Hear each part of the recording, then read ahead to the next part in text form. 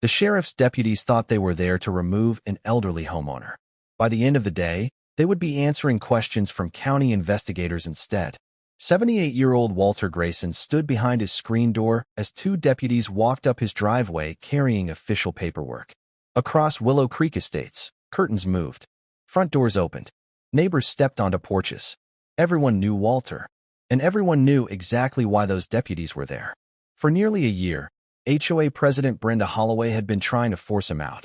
What nobody knew was that one phone call made less than 10 minutes later would expose a scheme that had absolutely nothing to do with HOA violations. Because this was never about community rules. It was about land, valuable land, and a stubborn old homeowner who refused to sell. Walter had lived in the same brick house since 1994. He bought it with his wife, Margaret. Together they raised 2 children there, celebrated birthdays there, buried pets in the backyard, watched grandchildren play beneath the large oak tree near the driveway. After Margaret passed away 6 years earlier, Walter stayed. The house wasn't just property. It was his life.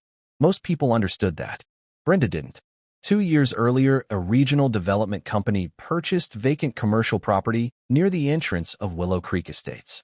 Soon rumors spread about future retail construction. The project would significantly increase property values.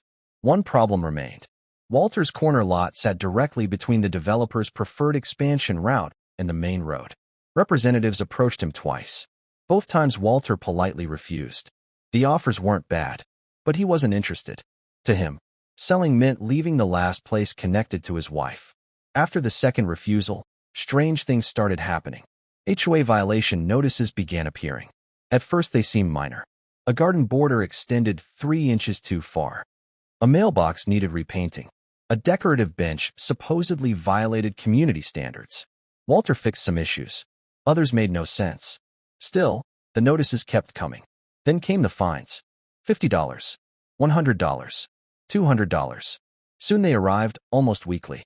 Several neighbors noticed something unusual. Homes with obvious violations received nothing. Only Walter seemed under constant scrutiny. At HOA meetings, residents occasionally questioned Brenda. Her answer never changed. Rules are rules. But many suspected something else was happening, especially after Brenda started mentioning redevelopment opportunities during board discussions. Months passed. The fines grew. Then suddenly the HOA claimed Walter owed more than $27,000. The number shocked everyone, including Walter. His attorney reviewed the documents. The situation looked suspicious. Many penalties appeared based on rule amendments adopted years after Walter purchased his home. Others lacked proper documentation. Some notices showed delivery dates, but no proof they had ever been received. The attorney believed they could challenge everything. The problem was timing. The HOA moved aggressively, far faster than normal. Then came the final notice.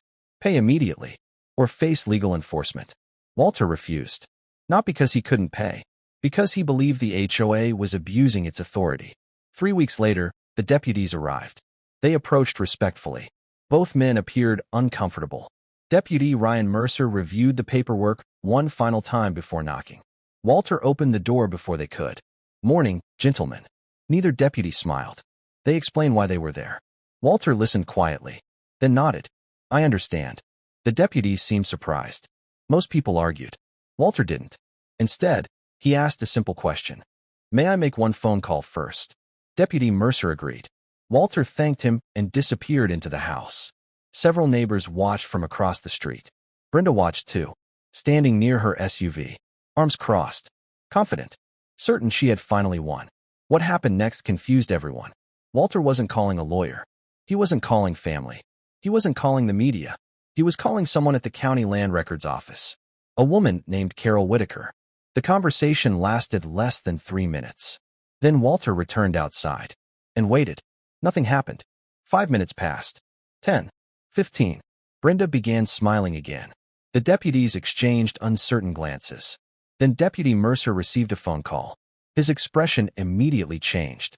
He stepped away, listened carefully, asked several questions. When he returned, he looked directly at Walter, then at Brenda. For the first time all morning, the confidence disappeared from Brenda's face. Because the deputies weren't leaving with Walter. They were leaving with copies of HOA documents. Unknown to most residents, Carol Whitaker had spent 20 years working in county records. The moment Walter mentioned a specific parcel number, she recognized it. Months earlier, she had noticed unusual activity involving land use requests connected to the development project. Nothing illegal had been proven, but several filings raised questions. Questions nobody had answered. After Walter's call, Carol contacted her supervisor. The supervisor contacted county attorneys. County attorneys reviewed recent submissions involving Willow Creek Estates. Within an hour, concerns escalated. A lot of concerns, because someone had been presenting information to local officials that didn't match public records. Meanwhile, back at the neighborhood, rumors spread rapidly. Residents gathered in small groups. Nobody understood why county officials suddenly wanted HOA files. Brenda refused to answer questions. She simply got into her vehicle and drove away. That alone worried people. Normally, she never avoided attention. By late afternoon, 3 county vehicles arrived at the HOA office. Investigators entered carrying folders. They remained inside for nearly 4 hours. No explanations were given. No statements were released. But residents noticed something unusual. Investigators left with multiple boxes of documents. And suddenly, the people who had spent months threatening Walter became very difficult to reach. That evening, Walter sat alone on his porch. For the first time in months, the pressure seemed lighter. Not gone, but lighter. Across the street, neighbors quietly waved. Some brought food. Others offered support. Walter appreciated every gesture. Yet he remained cautious. He had lived long enough to know that real answers rarely arrived in a single day. Still, one thing had changed. The HOA's plan had stopped. Completely. And somewhere inside those boxes of seized records was information powerful enough to make county investigators cancel an enforcement action that had looked certain just hours earlier. The next morning, the first real bombshell would emerge. The next morning, Willow Creek Estates woke up to something residents had never seen before. The HOA office was closed. No explanation. No notice. No email from the board. Nothing. By 8:30 a.m., neighbors were already talking. The previous day's events had spread quickly. Everyone knew county investigators had removed boxes of records. Nobody knew why, but people were about to find out.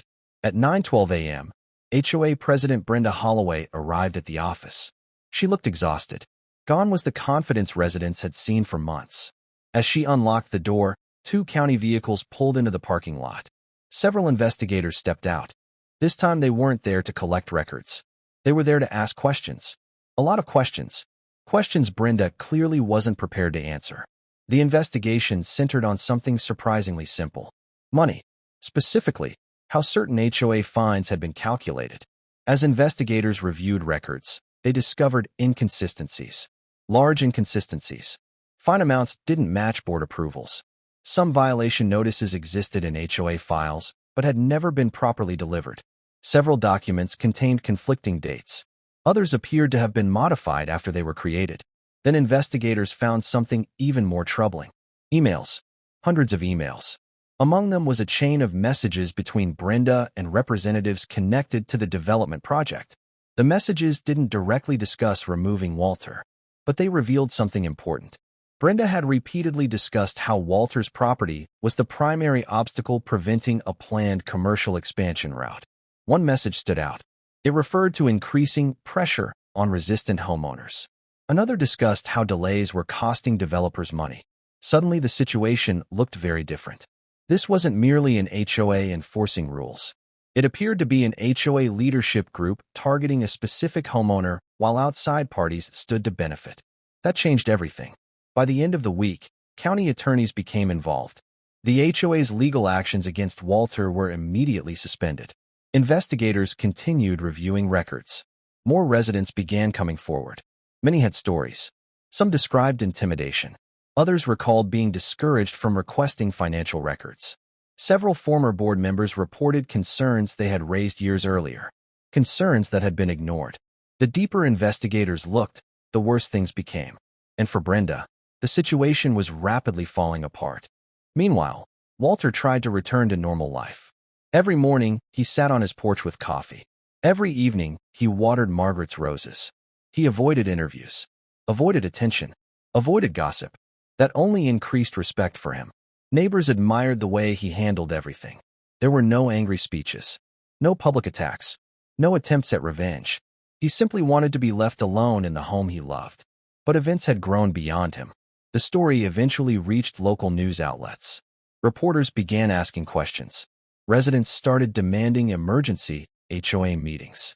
Board members who had supported Brenda suddenly claimed they knew very little about daily operations. Few people believed them. Trust in the HOA had collapsed. 2 weeks later, a packed community meeting was held. It became one of the most attended gatherings in neighborhood history. Residents filled every chair. Others stood along walls. Many had lived there for decades. Most were retirees. And nearly all of them wanted answers. Brenda entered the room quietly. The reaction was immediate. Not anger. Not shouting. Disappointment.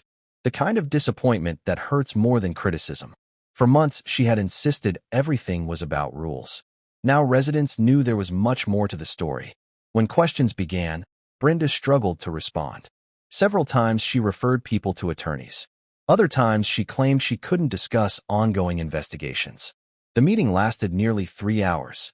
By the end, residents voted to begin procedures removing her from leadership. The vote wasn't close. Not even remotely. The community had made its decision. The biggest surprise came a month later. County investigators released preliminary findings. While criminal charges were not announced, the report identified serious concerns regarding record management, fine assessments, and conflicts of interest. Multiple legal actions initiated against homeowners required review, including every action taken against Walter Grayson. Soon afterward, attorneys representing the HOA quietly withdrew claims against him. All of them. The fines disappeared. The enforcement actions disappeared. The threats disappeared. Just like that. After nearly a year of pressure, everything vanished. Because once independent investigators examined the facts, the case simply couldn't survive scrutiny. A few days later, Walter received an unexpected visitor. It was Deputy Ryan Mercer, the same deputy who had stood on his driveway that morning. He wasn't there on official business. He simply wanted to check on him. The two men sat on the porch for nearly an hour, talking about fishing, life, retirement. Nothing dramatic. As the deputy prepared to leave, he paused, then looked toward the old oak tree. "You know," he said, "when we first got that assignment, I thought this was going to be routine." Walter smiled. So did I. Both men laughed, because neither of them could have imagined what would follow that first knock on the door. That autumn, the developer officially abandoned plans involving Walter's property. Without access to his lot, the proposed expansion became financially impractical. The project moved elsewhere. For Walter, that news mattered less than people expected. He never cared about defeating anyone. He never cared about winning. He simply wanted peace. And finally, he had it. Months later, neighbors gathered for a small community picnic. Children played. Grandparents shared stories. Friends laughed together. The tension that had divided the neighborhood was gone. At one point, Walter sat beneath the oak tree Margaret had loved so much, looking around quietly, watching families enjoy the afternoon. A neighbor eventually asked whether he had ever considered selling. Walter smiled, then glanced toward the house. The same house where he had spent 32 years. The same house others had tried so hard to take from him. That's the part people don't realize. Sometimes, the biggest battles aren't fought on land. They're fought in documents no one bothers to read. And in my case, reading them changed everything.